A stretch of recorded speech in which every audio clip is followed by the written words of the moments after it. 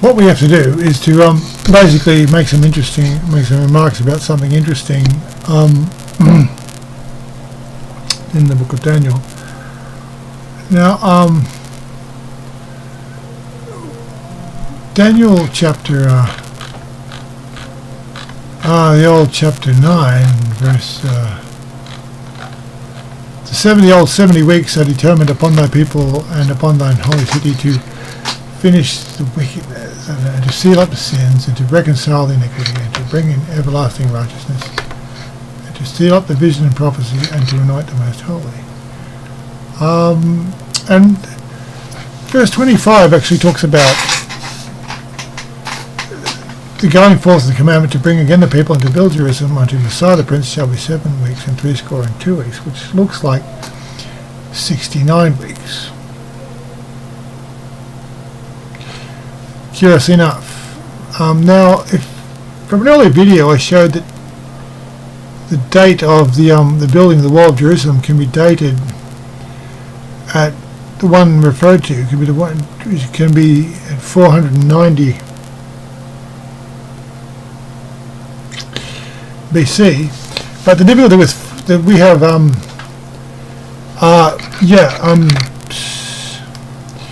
well 69 times 7 is equal to 483, so there's a 7-year difference between 490 BC and 483 BC, so there's a difficulty. Now, one thing I've been wondering about is, I've been looking at this idea of actually assuming that Jesus was actually born in 7 BC. Now,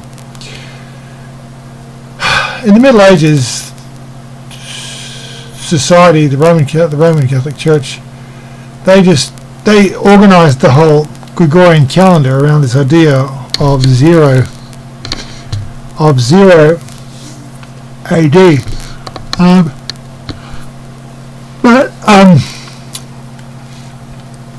which is interesting.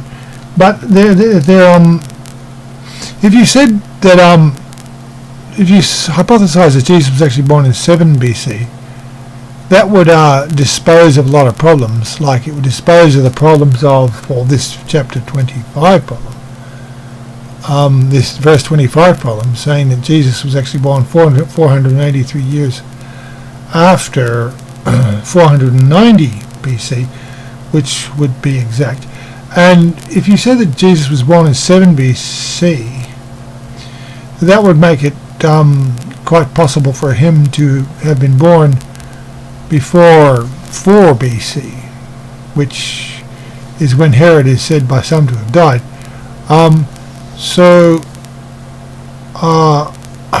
And furthermore, it's curious enough, it would mean that there would be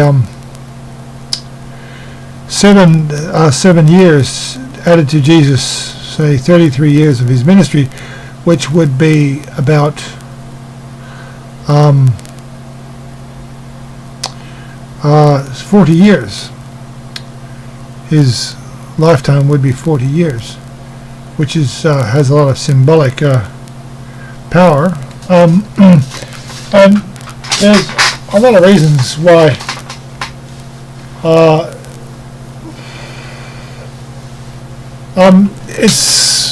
there's a lot of reasons to make it a good fit. But in that vein, I was just looking at a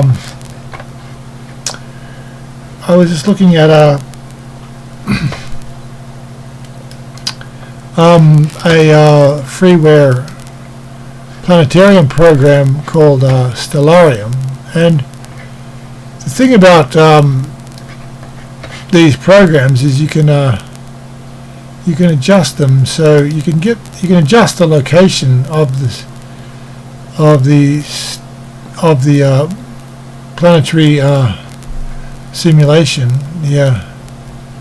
and you can we can go to Baghdad in Iraq, and you can change the date, and we can change the date from 2000 18 to all the way back to -7 BC. This is like first month, 15th day, first month. Now, why would you do that? Now, operating on this hunch that Jesus was born on on or about 7 BC, we get this. It is interesting to note. I mean, we've got the whole question of the Star of Bethlehem, for example. Now, what you get with the what's very curious is on or about the this is the 15th of the 1st, which is the second week of 7th year BC. For example, if you simulate standing in Baghdad looking west, what you see is in the western sky at night, just after sundown, is this absolutely mighty conjunction of planets, which is, I don't think there's been anything like that before in history recorded. It is the most mighty conjunction of planets. And there's obviously the problem of this is simulated from the view from Baghdad, looking west, and the Gospels record that the Magi, the wise men from the east, said that they'd seen the star in the east, so to speak. Well, looking west perhaps. And they'd travel to the Holy Land to find the birthplace of the King of the Jews. Now,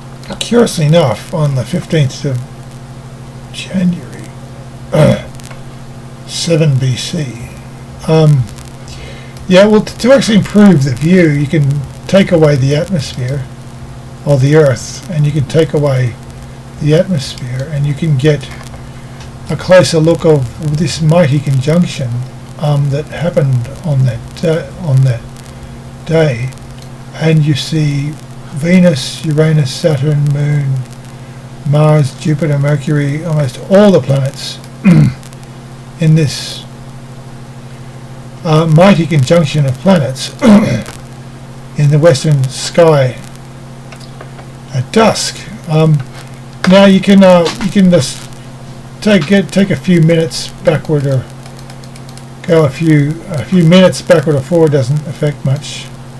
But you say a day or two earlier, you see the moon coming through the gigantic conjunction, and a most marvelous sight it would have been to see Mercury, Sun, Jupiter, Mars, Uranus, Saturn, Venus, on those few days around like the 7th, well, a few days around the 14th, you would see this absolute wonderful line of planets in the western sky.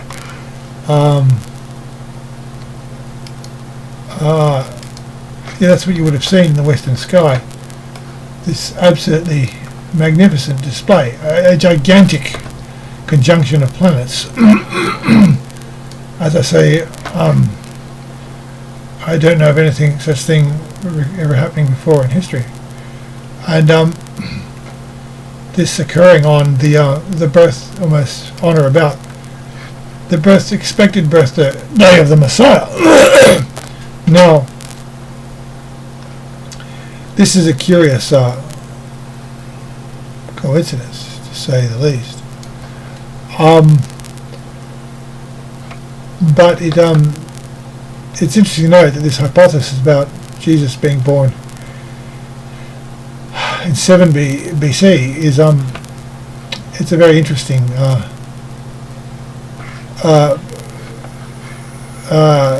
corroborating circumstance.